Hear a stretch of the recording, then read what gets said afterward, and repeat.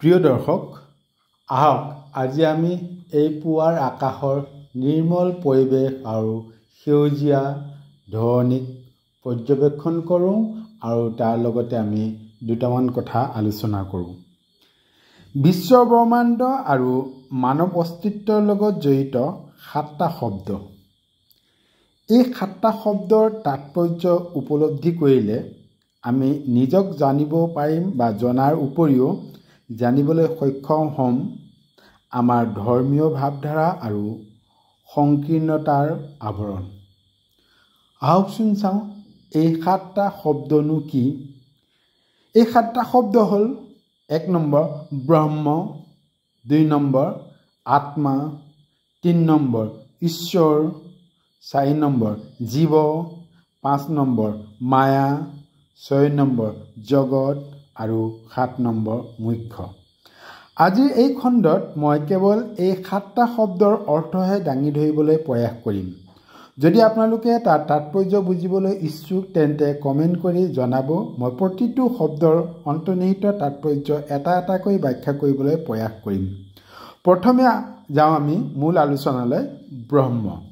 ব্ৰহ্ম হ'ল অদ্বিতীয়, অবিকল্প, অসীম, অনন্ত, নিৰাকাৰ, নিৰ্বিকাৰ, শাশ্বত আৰু সৰ্বব্যাপী এক সত্তা বা জ্যোতি যি এই বিশ্বব্ৰহ্মাণ্ডৰ সৃষ্টিৰ মূল সত্তা। দ্বিতীয়তে আত্মা। আত্মা হ'ল সকলো জীৱৰ প্ৰাণ বা উশাহ বা প্ৰাণবায়ু বা বতাহ। যি প্ৰাণ বা বায়ুৰ চলাচল হৈ থকালৈকে জীৱৰ জীৱন প্ৰক্ৰিয়া চলি থাকে আৰু শেষবাৰৰ বাবে সেই বতাহ বা বায়ু শৰীৰৰ পৰা ওলাই গ'লে জীৱৰ জীৱন প্ৰক্ৰিয়াৰ পৰিসমাপ্তি ঘটে। ব্ৰহ্মৰ দৰে আত্মাও অসীম, অনন্ত, নিৰাকাৰ আৰু নিৰ্বিকাৰ। ই নিৰ্বিকাৰ যদিও জীৱদেহত থাকোঁতে বা জীৱদেহত থকা অৱস্থাত জীৱৰ দেহ, মন, ইন্দ্ৰিয়, বুদ্ধি আৰু ভাৱনাৰ দ্বাৰা বিকাৰগ্ৰস্ত হয়। কিন্তু জীৱদেহৰ পৰা ওলাই গ'লে বা অনন্ত বায়ুমণ্ডলৰ লগত বিলীন হৈ যায়, অৰ্থাৎ ই নিৰ্বিকাৰ বা অনন্ত ৰূপ ধাৰণ কৰে। তৃতীয়তে ঈশ্বৰ।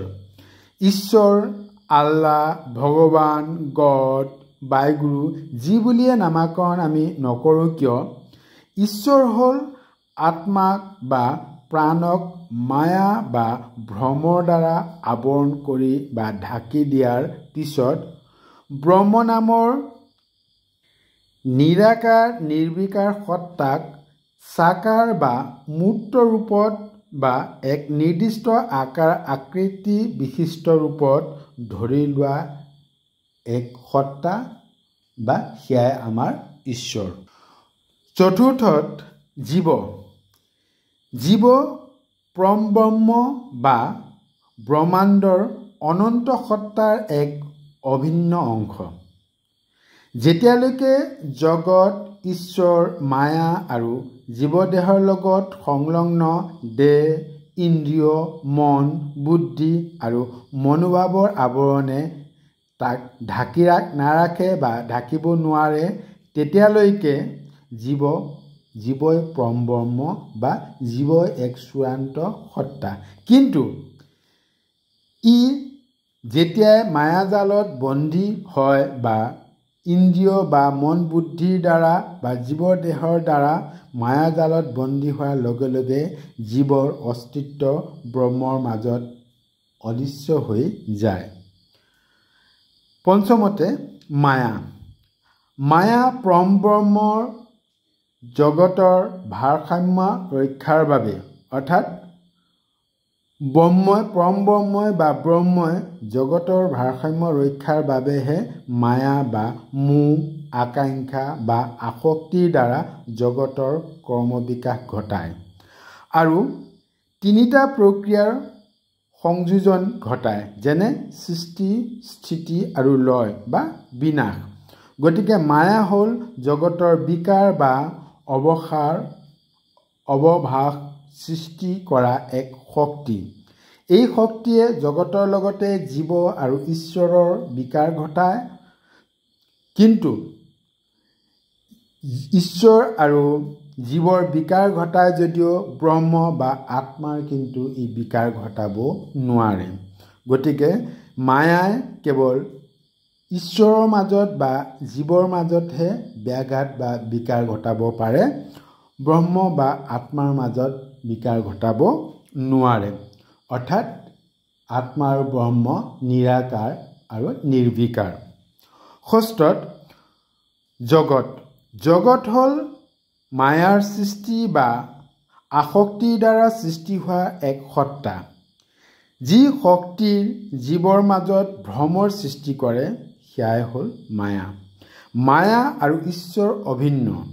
জগতৰ এই বিচিত্ৰ ৰূপ কেৱল মায়াৰ বা আসক্তিৰ বাবেহে সম্ভৱ হৈছে। সপ্তমত মুখ্য। মুখ্য হ'ল জীৱক যেতিয়া নিজকে জগত আৰু মায়াৰ বান্ধোন বা আৱৰণৰ পৰা মুক্ত কৰি আত্মা আৰু ব্ৰহ্মৰ প্ৰকৃত অস্তিত্ব উপলব্ধি কৰিবলৈ সক্ষম হয়, তেতিয়া মুখ্য প্ৰাপ্তি হয়। অৰ্থাৎ ব্ৰহ্ম আৰু আত্মা যে একে বা অভিন্ন সত্তা আৰু মানুহে নজনাৰ বাবেহে বা অজ্ঞতাৰ বাবেহে যে আত্মাক শৰীৰৰ লগত সংযোগ কৰি বন্ধন কৰে, কিন্তু জীৱই যেতিয়া নিজকে ব্ৰহ্ম বুলি উপলব্ধি কৰিব পাৰিব, তেতিয়া সকলো বন্ধনৰ পৰা মুক্ত হ'ব। গতিকে মুখ্য হ'ল আত্ম উপলব্ধি বা নিজক উপলব্ধি কৰা বা আত্মা বা পৰম ব্ৰহ্মক জীৱ বা মায়াৰ পৰা পৃথক কৰা এক সত্তা বা শক্তি উপলব্ধি। আশা কৰোঁ ইয়াৰ দ্বাৰা আপোনালোক কিঞ্চিতমান হ'লেও উপকৃত হৈছে। সকলোকে ধন্যবাদ জনাইছোঁ। সকলো কুশলে থাকক, মংগলে থাকক।